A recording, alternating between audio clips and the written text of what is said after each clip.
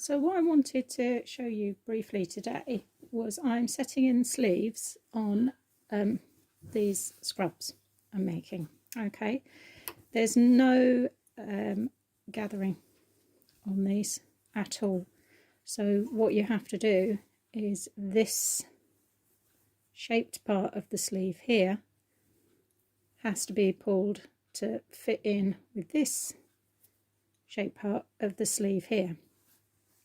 And what you normally find is that if we match up the bottom corner, there we go, that's the bottom of the sleeve there, with the bottom corner of the top. I've then matched the notch at the top. These sleeves are even both sides, so that makes it a lot easier. And then I'm matching up the corner on the other side.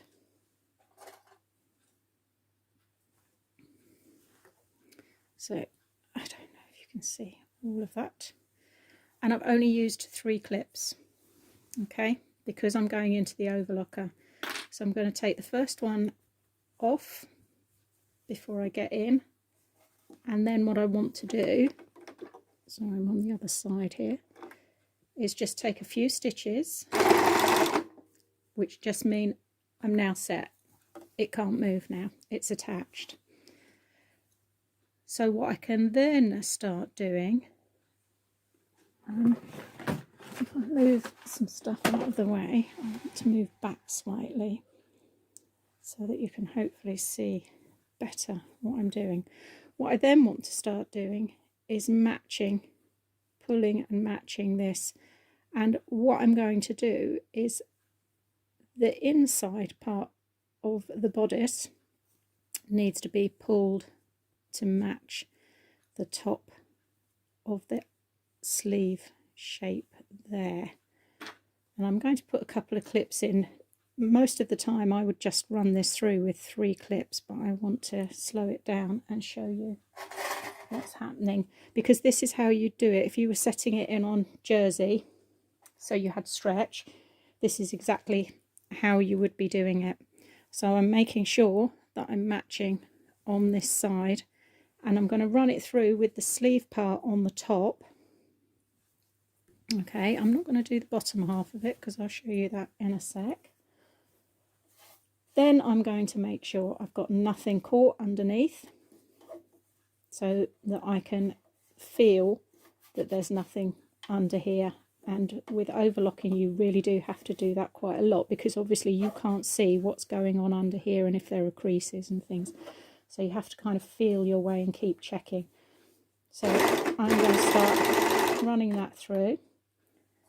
And taking that sound there is the fact that I've just dropped an enormous tin of 200 clips on the floor. So that's going to be my after lunch game. And I'm going to keep going, and I can feel when it starts to get into the main curve that I now need to stretch it, and I'm actually stretching this fabric towards me, and then, like I say, going in, checking underneath, so that what is coming through here, this part of the overlocker, as it goes, feeds in through the feet, I can then check underneath that that's matching, because you don't want to miss that bit either. And I'm just letting it gently curve round as it goes. The biggest curve is going to happen here towards the top, and look, you can see there that I'm rearranging that, and I'm holding this between the fingers and my thumb. And then if you think it's not matching underneath, you can kind of claw it back a little bit if you like as you go in, and again making sure there's no lumps or bumps underneath. And then I'm coming up to the top of the sleeve and the set in, and that is the steepest curve. And what I'm doing there, I'm putting pressure on here so that it almost pivots it in.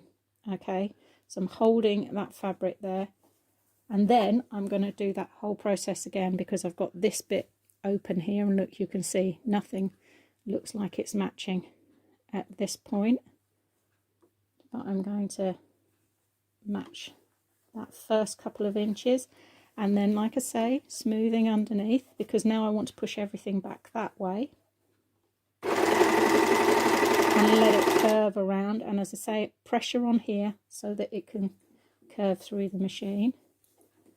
Hold it down. This is a bit of a knack, and it's anyone who's worked in a factory would know that you don't pin things, you just go for it, basically. But it is about handling it. Fabric manipulation, I believe, is probably the expression. And then as I'm coming down, I've got a bit of a curve here, so what I'm doing is putting it over to this side to give myself almost a straight run off here, which you wouldn't do on a sewing machine, but you can do it on an overlocker. And certainly when you're on stretch fabric, it's a lot easier to stretch it to fit, obviously.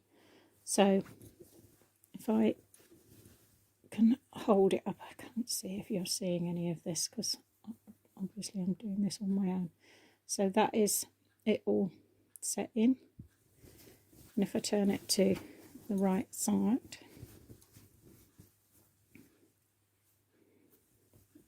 and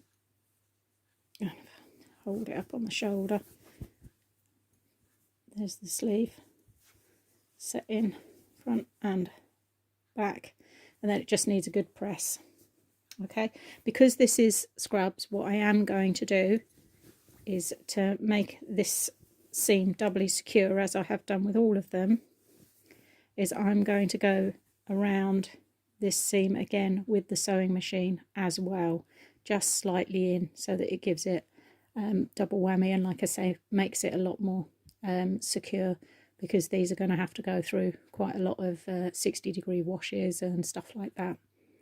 Okay, and also with cotton fabrics, and I've said this before on overlocking, with cotton fabrics you've got to bear in mind the amount of fraying that you get. If you've got a fabric that frays a lot, then definitely don't just rely on the 4-thread overlock. Go in again. This 4th thread that is actually doing your seam, and if you can, if I hold it closer, you can see this is the seam here, and then just below it is what's called the safety thread. So if that one goes, you've got this safety thread here as well. I still wouldn't rely on that for something that's going to get quite a lot of push and pull. It's absolutely fine on a jersey normally, but on woven fabrics, I do think very often you need this extra security of a sewing machine seam stitch as well. Okay, so that was just a little quickie. So if anyone is on dozens of sets of scrubs and setting in sleeves on an overlocker, that's how you do it. Thank you.